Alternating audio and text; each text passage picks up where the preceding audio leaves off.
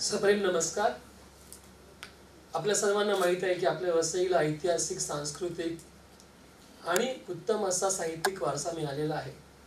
दादोबा पांडुरंग तळखडकर म्हणून वसई ही साहित्य नगरी म्हणून प्रसिद्ध आहे.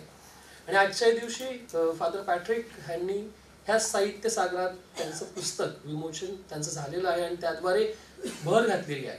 त्याबद्दल फादर तुमचे मनपूर्वक आभार. बाहेर मंद संथ पावसाच्या धारा पडत आहेत आणि वसईतील ह्या संत गोन्सालो गार्सिया कॉलेजच्या कॉन्फरन्स रूम मध्ये भावना, प्रेम, आपुलकी, त्याग, परिश्रम ह्या सगळ्या कलरनी रंगांनी माखलेली सुगंधित पुष्प आपल्यावर वर्षाव झालेला आहे. या संपूर्ण कार्यक्रमात ह्यात किंचितही शंका नाही असं मला वाटते. आणि त्या सुंदर कार्यक्रमाचं आभार प्रदर्शन करण्याचं जबाबदारी माझ्यावर दिलेली आहे.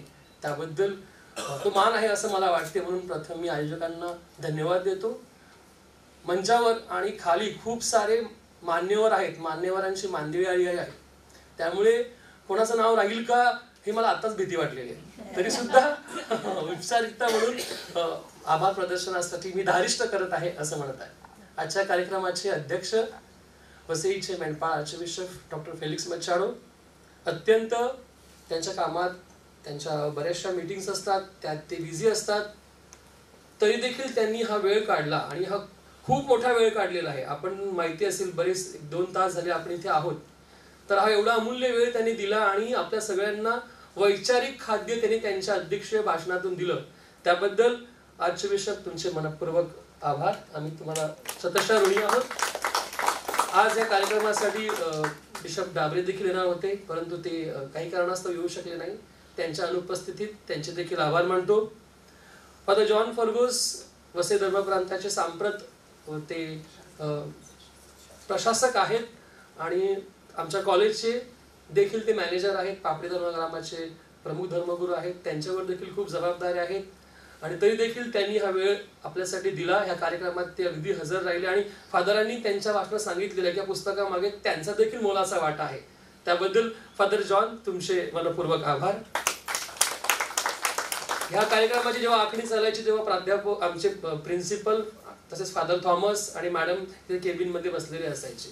फादर थॉमस, प्रिन्सिपल सर आणि मॅडम ह्यांनी हा कार्यक्रम आखला आणि फादर थॉमस यांनी तो अगदी योग्य प्रकारे पार पाडण्यासाठी गाईडलाईन्स दिल्या आणि तो पार पडला. फादर थॉमस नेहमी स्माइलिंग फेस, ते बाजूने गेले की किती मस्त मस्त वाटतं. तर ते तिथे बसल्यावर पण ती स्माइलिंग फेस घेऊन बसलेले आहेत. तर फादर थँक्यू. आज आचार्य सर नाही आहेत, दिबुते सर ते कामानिमित्त परगावी गेलेले आहेत, पण त्यांच्या अनुपस्थितीत मॅडमने देखील अतिशय योग्य प्रकारे सगळ्या गोष्टी हँडल केलेल्या आहेत आणि संपूर्ण कार्यक्रम चांगल्या प्रकारे यशस्वीपणे पार पाडलेला आहे. त्याबद्दल मॅडम तुमचे मनपूर्वक आभार. तिथे व्यासपीठावर अनेक वक्ते येऊन गेले. दिलीप पाटील सर, प्रकाशक पाटील सर, पल्लवी मॅडम, विक्रम सर आणि काकडे सर, ह्या सर्वांनी पुस्तकाचा परिचय करता करता फादरांच्या जीवनरूपी पुस्तकाचे एक एक अध्याय उलगडत केले. कोणी त्यांचं व्यक्तिगत आयुष्याविषयी बोललो, कोणी त्यांच्या कॉलेजच्या कारकिर्दीबद्दल बोललो, कोणी त्यांच्या सामाजिक कार्याबद्दल बोललो. तर ह्या सगळ्यांच्या भाषणातून फादरांच्या जीवनरूपी पुस्तकाचा परिचय तुम्ही आम्हाला करून दिला. त्याबद्दल आम्ही तुमचे मनपूर्वक आभार मानतो. हा कार्यक्रम करत असताना त्यांचे कुटुंबीय देखील इथे हजर आहेत. त्यांनी देखील उपस्थिती दाखवलेली आहेत. अनेक मान्यवर आहेत, माझी कॉलेजचे माझी स्टाफ मेंबर्स आहेत, फादरांचे सहकारी आहेत, धर्मगुरू धर्मभगिनी आहेत. सगळ्यांची नाव मला माहीत देखील नाहीत, काही माहीत आहेत पण मी घेऊ शकत नाही. ह्या सगळ्यांचे मनपूर्वक आभार.